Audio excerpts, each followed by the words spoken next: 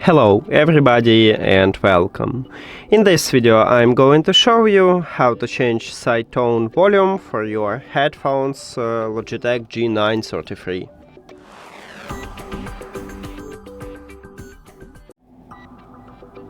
You have to start by open Logitech G Hub application.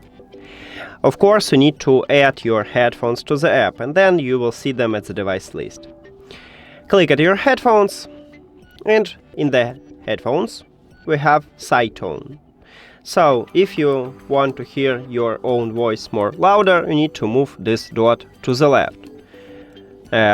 Or you can also lower it. It's up to you. You need to test it. Do you like this technology? It's up to you, but I guess 40 is okay for me. So I leave it here. And that's it. You don't need to save anything. It already saved. That's it. Thank you for watching this video. If you found it helpful, please consider subscribing to the channel and leave the like on the video. See you later!